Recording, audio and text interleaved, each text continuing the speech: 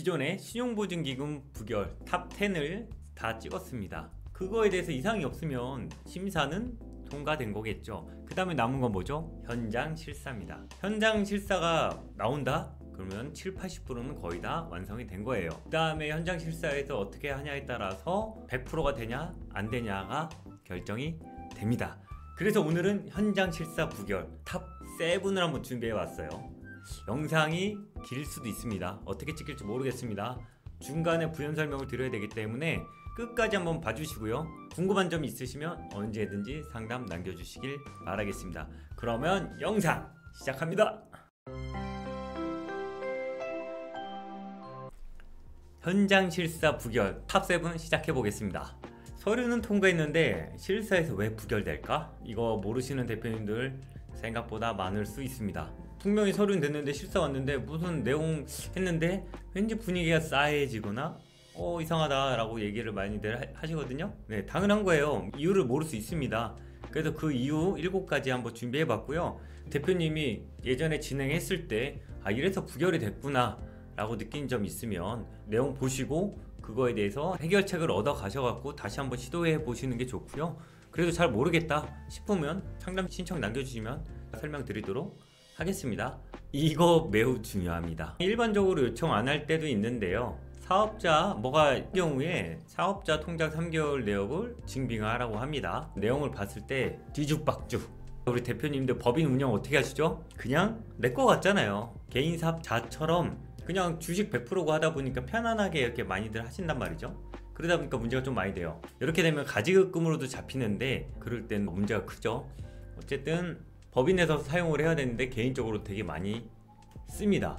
그래서 사업자금하고요, 우리 대표님들 개인 자금은 혼용해서 쓰시면 안 돼요. 법인은 법인 거고요, 개인은 개인이죠. 그러면 구분을 명확하게 하셔야 돼요. 개인적으로 쓸 거 있으면 요런 거 쓰셔야 되죠. 그런 부분에 대해서는 세무사님들 잘 알려주시니까 그렇게 해서 하셔야지. 만약 3개월 내용이 문제가 있다 라고 생각하시면 진행하기 전에 검토를 받고 진행하는 게 맞죠. 그러면 좀 시간을 딜레이해서 진행한다든지 꼭 체크해 보셔야 됩니다. 전 영상에도 다뤘다시피 부결 사유의 실질적인 대표 내용이 있었잖아요. 그 부분이 여기에 또 해당이 될 수도 있어요. 그래서 지금 영상 보시는 대표님 중에 내가 실제 대표인데 다른 분을 하고 있거나 했을 때는 이 부분에 대해서 무조건 짚고 넘어가야 되는 부분입니다.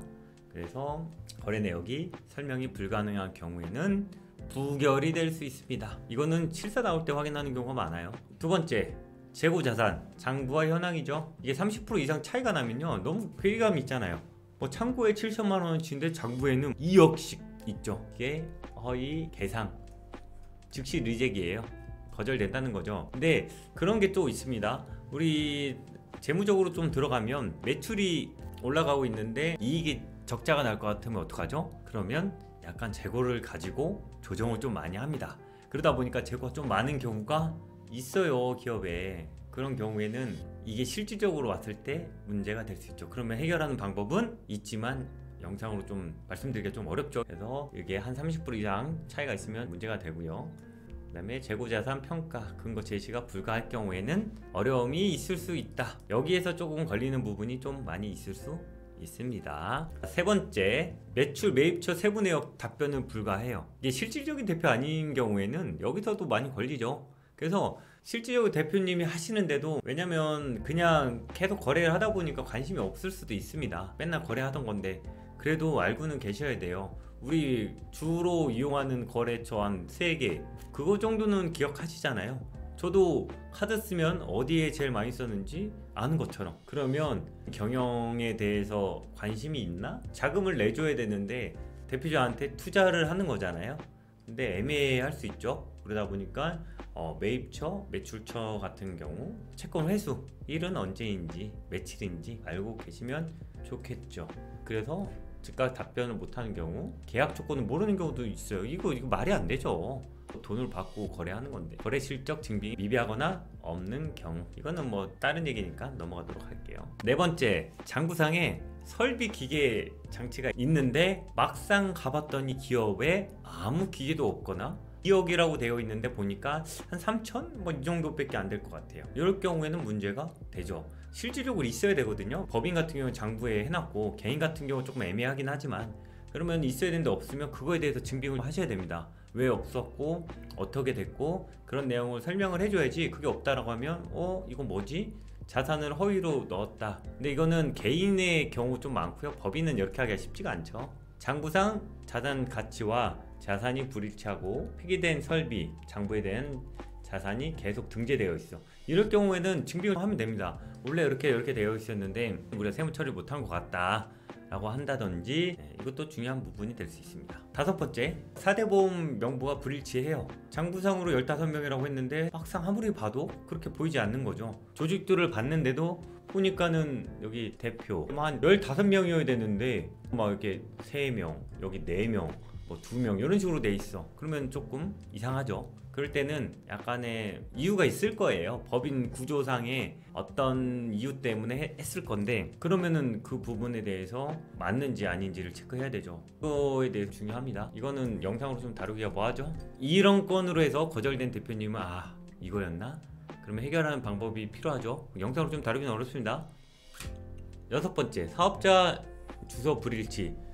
사업자가요, 저쪽에 공장이나 이런 데 해놨는데 막상 가봤는데 공유 오피스나 이런 데 하는 경우가 있습니다. 공유 오피스로 되어 있고 공장에 진짜로 OEM을 주거나 이런 경우는 괜찮을 수 있죠. 그러면 주소가 바뀌면은 등기를 해야죠. 등기를 안 하면 또 어떻게 되죠? 이 주소 변경된 거에 대해서는 등기사항이기 때문에 등기를 안 하고 나서 시간이 어느 정도 지나면 과태료도 있습니다. 그렇기 때문에 변경할 때마다 무조건 해야 되는 거죠. 그래서 이런 거 불일치하는 것 자체가 심사하는 입장에서 그렇잖아요. 이건 기본적인 건데 의외로 많아서 적어 놓은 거예요.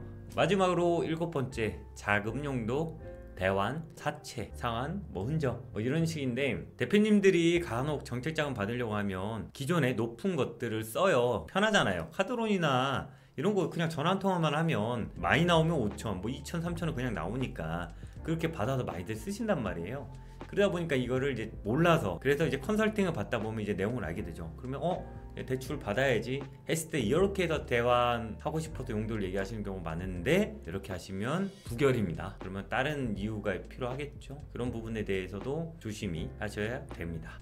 그리고 이금융권 같은 경우에는 요즘 제도가 좋아져가지고 소상공인도 그렇고 신보도 그렇고 재단도 그렇고 토스뱅크나 이런 데에서들도 7% 이상 되는 것을 5.5%로 낮춰주거나 그랬던 이벤트들이 많이 있잖아요.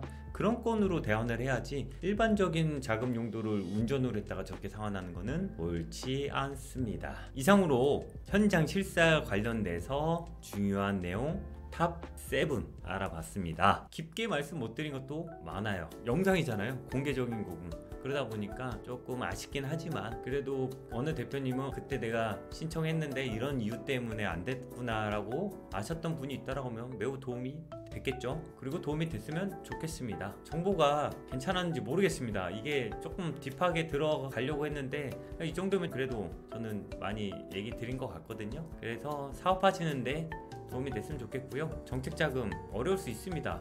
근데 알고 나면 쉬울 수도 있습니다. 그런데 컨설팅을 받는 이유는 그런 부분에 머리 아프지 않고요. 대표님들은 경영해야 되고 사업해야 되고 매출 체크 회수하러 다니셔야 되고 복잡하시잖아요. 그런 부분을 맡기시는 게 편하다 보니까 매주 맡겨서 진행하는 걸 추천을 드리고요.